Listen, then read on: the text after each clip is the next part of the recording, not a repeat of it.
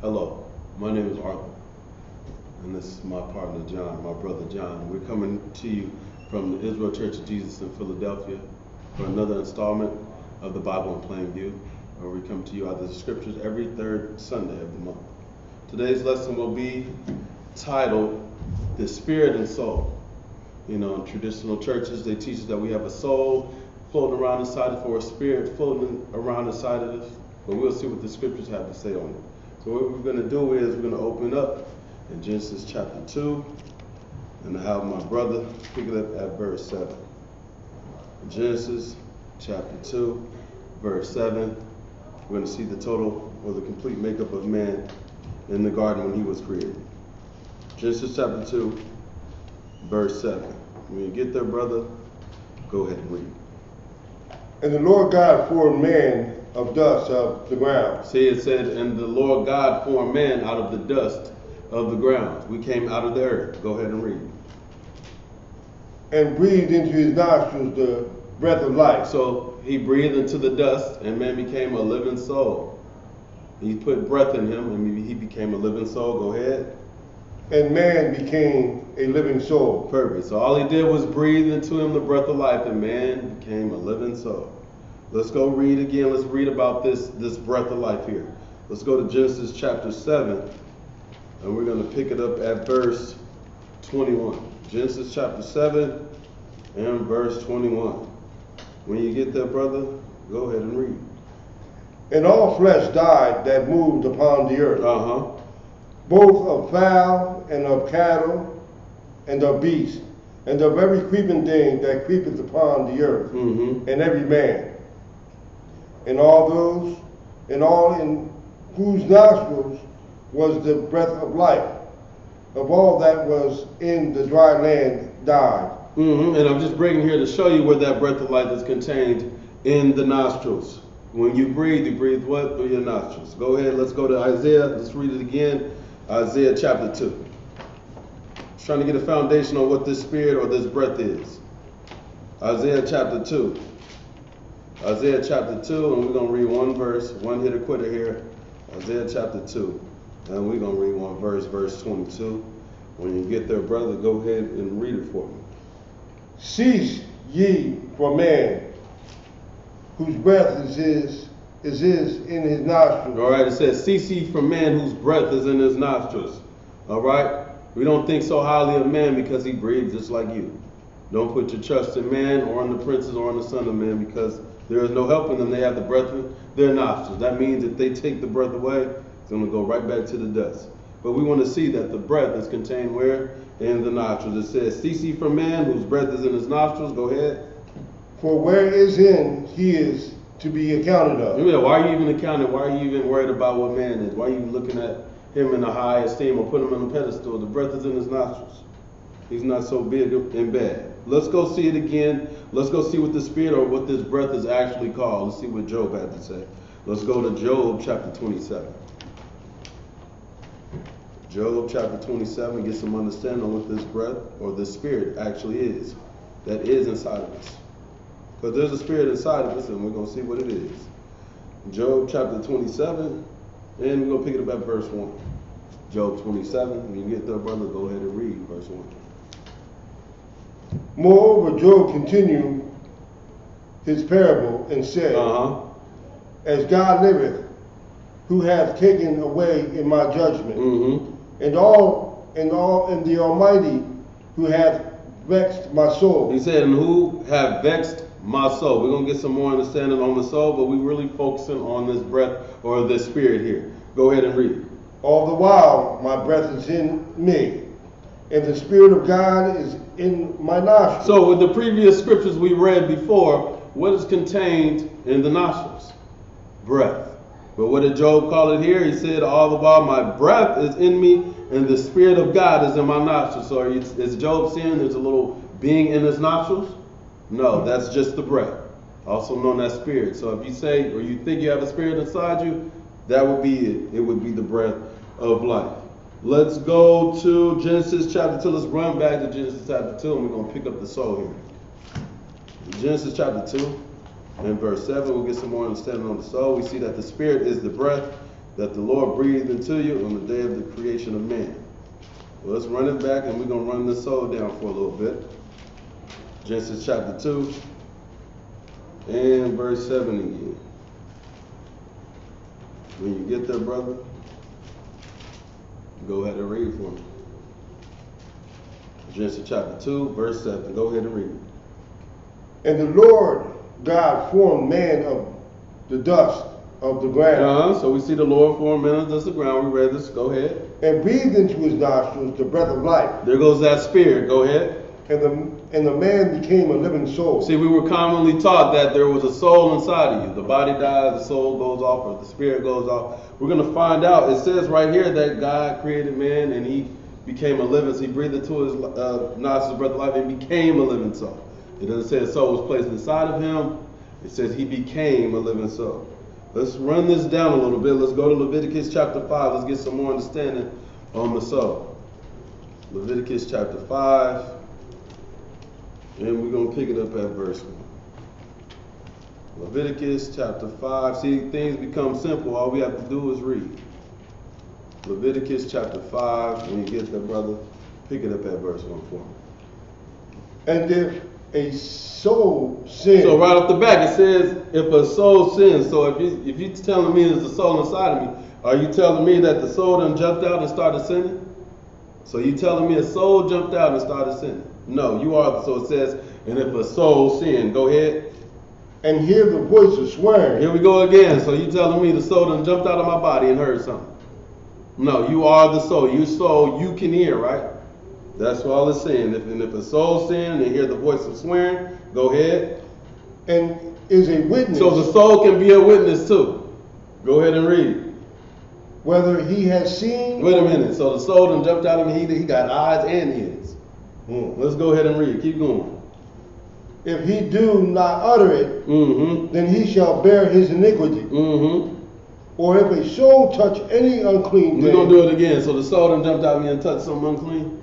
No. Brothers and sisters, you are the soul. The soul is the total sum of you. Go ahead and read. Whether it be a carcass of the unclean beast, or the carcass of an unclean cattle, or the carcass of an unclean creeping things, and if it be hidden from him, he also shall be unclean and guilty. Oh, he's gonna be guilty. So you ain't gonna punish the body, the outside, but they want the person inside of you. The soul inside of you, he's guilty.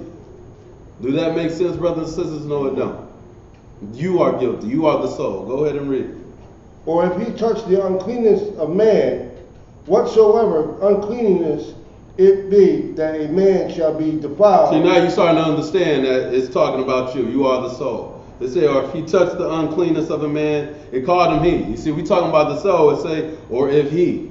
So we know what it is now. It's you. Or if he touched the uncleanness of a man, whatsoever uncleanness it be, that a man shall be defiled withal. Go ahead. And it be hid from him. When he knoweth of it, then he shall be guilty. There you go, the soul, guilty again. You guilty. Ain't nothing inside of you guilty. You the soul, you guilty. Go ahead and read. Go ahead, brother. Or if any soul swear. See, you got the soul swearing. Now we understand completely. It's you. The soul, that's you. So if a soul swear, go ahead. Pronouncing with his lips to do evil or to do good.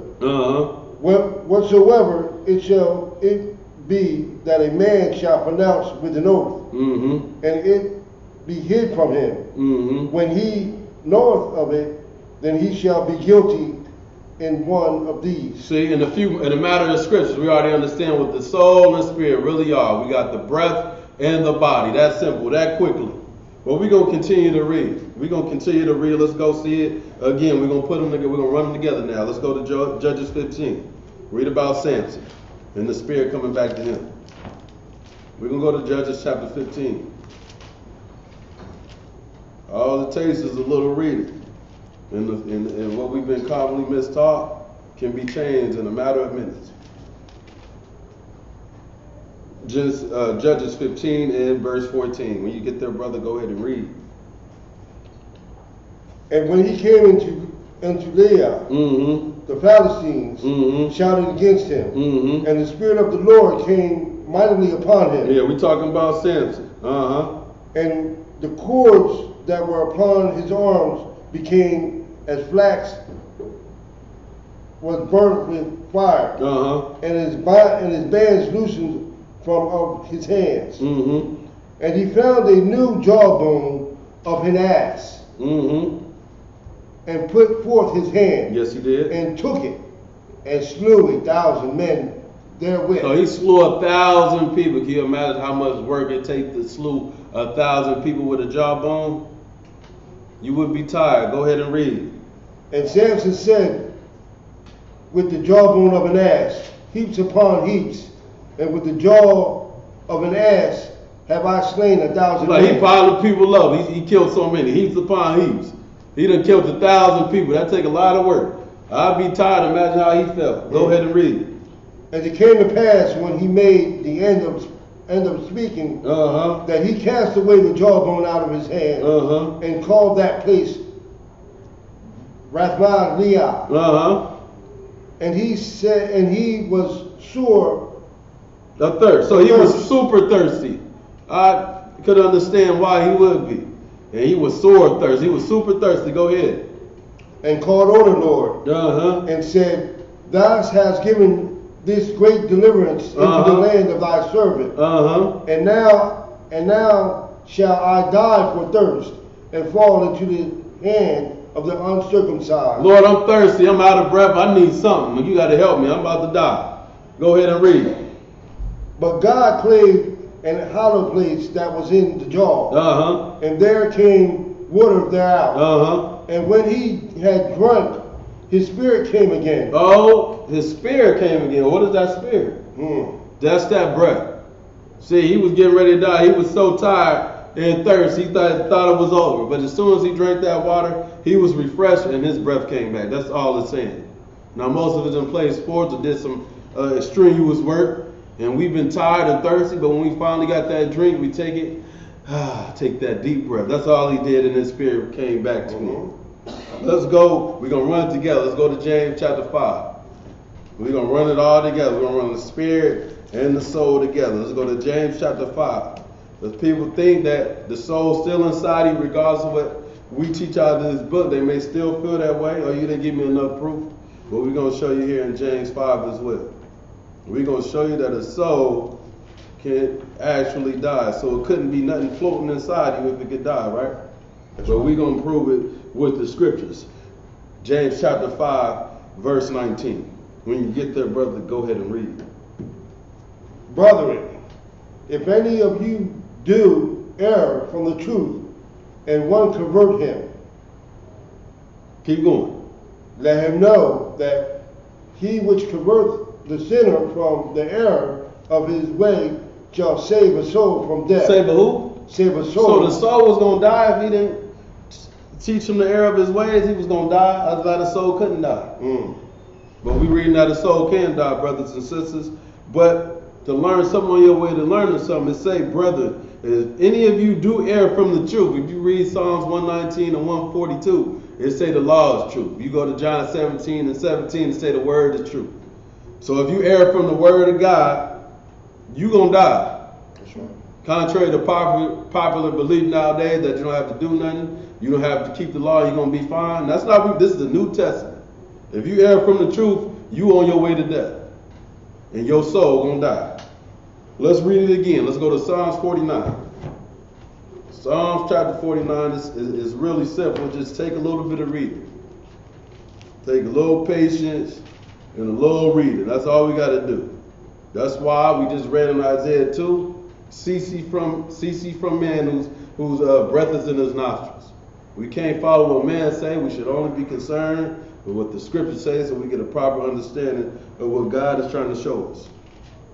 And we clearly see, based on the scriptures, that, the body and the soul is one and the same. Go ahead and Psalms 49. Psalms 49 and verse 15. Psalms 49, and we're going to read one verse. Verse 15. It'll cut off. Go ahead and read. But God will redeem my soul from the power of the grave. Wait a minute. God gonna redeem his what? God is going to redeem my soul from the power of the grave. Wait a minute.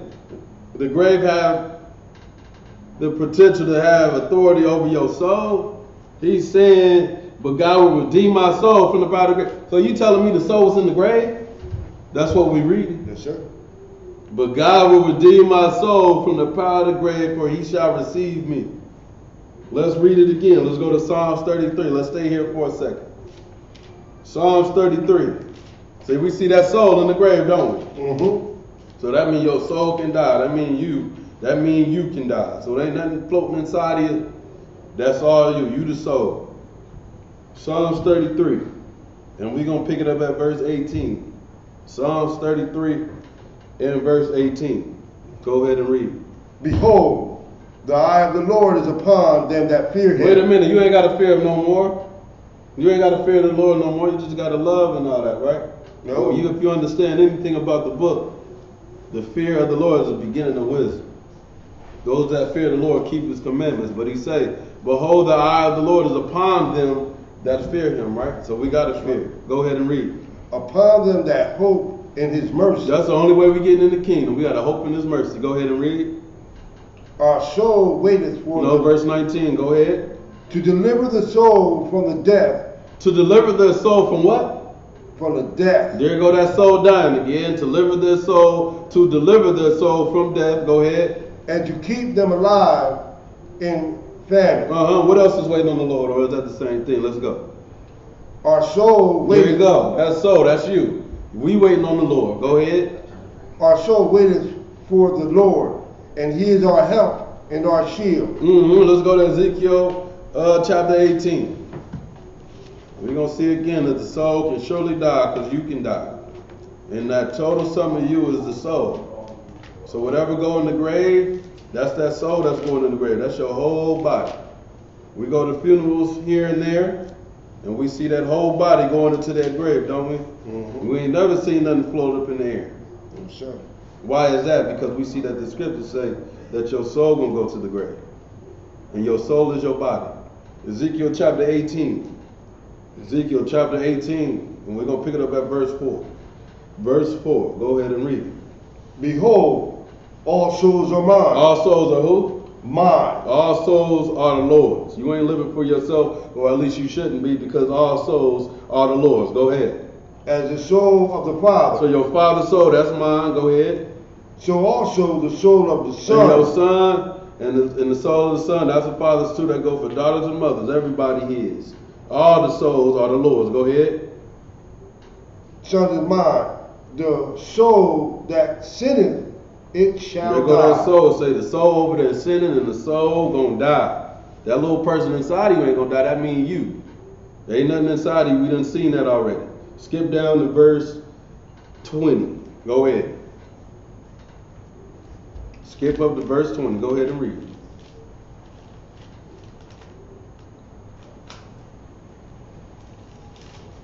All right.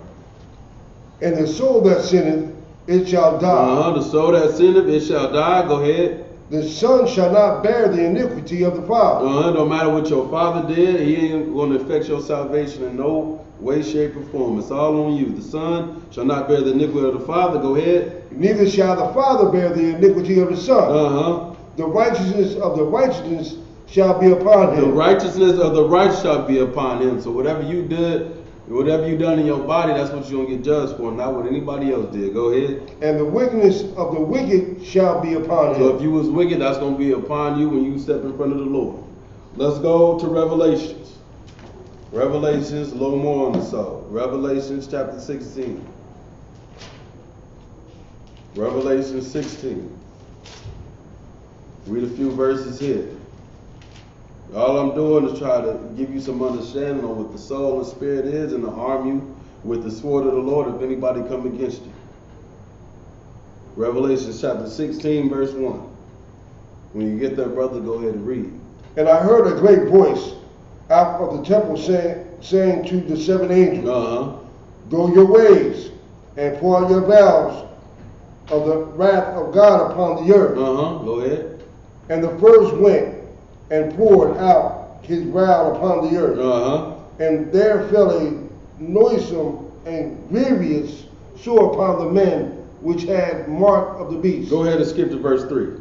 Let's get to the point. And the second angel poured out his vial upon the sea. And it became as the blood of dead men. What happened to everybody that went and hit the sea like that? What happened? And everything living soul. No. Start again. And the second angel. No, start at end where you were just at. Oh, and everything, every living soul died in the sea. There you go. You say it again. Every living soul died in the sea. That go for animals too. They're living souls. That's flesh is a soul. That's all it's showing you. They said as the blood of a dead man, and every living soul died. So that soul can die. Let's go to Genesis chapter 3. Let's see also where that soul go when it died. Genesis chapter 3. Let's go all the way back to the beginning. When man was created again, and let's see what God himself told Adam and Eve. Genesis chapter 3. If anybody know where you go when you die, it's God. And let's see where he tells us where you go when that soul died. Genesis chapter 3, verse 19. Go ahead and read. In the sweat of thy face shalt thou eat bread. Till thou return unto the ground. What you mean? You return to the ground? Yes, sir. Why is that? For out it was thou taken. For out of it was thou taken. Then we just read in the previous chapter, Genesis 2 and 7, where God formed man out of the dust of the ground. Didn't he just say, in the sweat of thy face shalt thou eat bread till thou return unto the ground. You see what return means? You coming back to a place you was already at. So when we go to these funerals and they say that your beloved ones and all that made their homecoming to heaven, that couldn't be true, could it? Because we just see right here that God himself, we're talking about God, that cannot lie. He say, in the sweat of thy face shall I eat bread till thou return unto the ground. So when you die, you're going to return unto the ground. That's why you go to every funeral, you go to the grave site, and what they do, they put that body, they put that soul back into the ground. For what reason? For out of it was thou taken. And where you going to go? Go ahead. For dust thou art. You dust. That's what he's telling you. Go ahead. And until dust shall thou return. So whenever you go to a funeral and you see that brother, you see your loved one in that box, and the pastor says she made her homecoming, and she ain't made her homecoming till she hit that grave, till they bury her, or they bury him. That's your homecoming back to the grave. Because we can go to John chapter 3 and 13 where the Lord say, no man has ever ascended into the heavens except the Son of Man whom came down from heaven. He's the only one that ascended up on high. All right? Now let's go to Psalms 104. Get some more. We're going to get some more witnesses again. We're just going to further prove the point. So beyond any doubt, we're going to get rid of any doubt in your mind. We're going to read Psalms 104, and we're going to pick it up at verse 21. Psalms 104 and verse 21. When you get there, brother, go ahead and read. The young lions roar after their prey and seek their meat from God. See, even the animals know who to go to get fed. See, we get puffed up and forget about God. The animals know what's up. The Lord, the God of Israel, the God of this creation, feed me. Go ahead and read. And the sun arises, and thy gather themselves together, and lay them down in their dens. A man goeth forth unto his work, and to his labor until the evening. See, that's what the Lord told him, right, in Genesis chapter 3. In the sweat of your face, you're going to eat bread. They say, man goeth forth unto his work and to his labor until the evening. Go ahead and read. O Lord, how manifold are thy works. Man, we can't count them. Go ahead. And wisdom hast thou made them all. The earth is full of thy riches. It say by wisdom the Lord created heaven and the earth. Go ahead and read verse 25. So this is great and wide sea, wherein all things creeping innumerable, both small and great. It's just telling you to shoot. There's so many animals and species, even in the ocean. We find a new animal every day. But that's not what we're really here for. Go ahead and read. Matter of fact, we're going to skip it down to 28 or 27. Skip to 27. These all wait upon thee, that thou mayest give them their meat in due season. Go ahead. That thou givest them, they gather. So you don't get nothing unless the Lord give it to you. Go ahead. Thou openest thine hand, they are filled with good. Thou hidest thy face, thou art troubled. So if you in trouble, that means the Lord ain't with you. Plain and simple says, once he hides your face, once you hide your face, Lord, they in trouble. Thou hidest thy face, they are troubled. Go ahead, what else he do? Thou takest away their breath. Oh, what happened when you take away your breath or that breath of life? What happened? Or you take that spirit out your nostrils? They die. They die. Where they go after they die? And return to their dust. Then we just read that. That's what the Lord said, right? No matter where you go in this Bible, it's going to say the same thing. Thou hidest thy face, they are troubled. Thou takest away that breath, they die and return to their dust. Let's go to Ecclesiastes chapter 3. Let's go to the wisest man to ever live. Or one of the wisest men to ever live. Let's see what Solomon got to say on the matter. Ecclesiastes chapter 3. Ecclesiastes chapter 3. And we got a few more scriptures left. Ecclesiastes chapter 3. When you get there, brother, go ahead and read at verse 10. I have seen the travail which God hath given to the sons of men, to be exercised in it. I have seen the travail which God hath given to the sons of men. So if you're in trouble, you go into travail. The Lord in control of all of that. It says, I have seen the travail which God hath given to the sons of men to be what? Exercised in it. You want to see how you're going to respond. Jump down to verse 17 and go ahead and read. I said in thine heart, God shall judge the righteous and the wicked. For there is a time, I said in my heart, God shall judge the righteous and the wicked, for there's a time, go ahead. There's a time, for every purpose and for every work. I said in thine heart concerning the estate of sons of man, that God might manifest them, and that they might see that themselves are beasts. Why is that? How they just like that? They just like the beasts of the field. Why is that? Go ahead. For that which befalleth the sons of men befalleth beasts, even one thing befalleth them, and as one dieth, so dieth the other. See, you just like the beasts in the field. They die, you die. There ain't nothing special about you. You just like the beasts. Go ahead. You have no preeminence. Go ahead. Yea, they have all one breath. They have one breath. So the breath you breathe and the breath Rex breathe, going through his nostrils, coming right into yours. Go ahead and read. So that a man had no premises above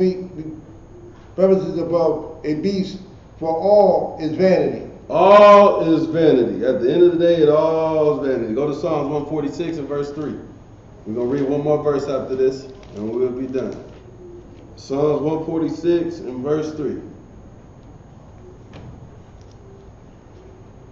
Tell Tyler to come back. Tell Tyler to come back, so I know how much time I got.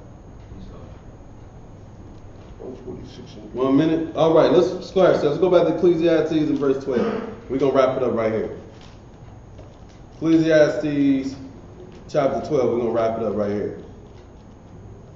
All right? Ecclesiastes chapter 12, verse 1.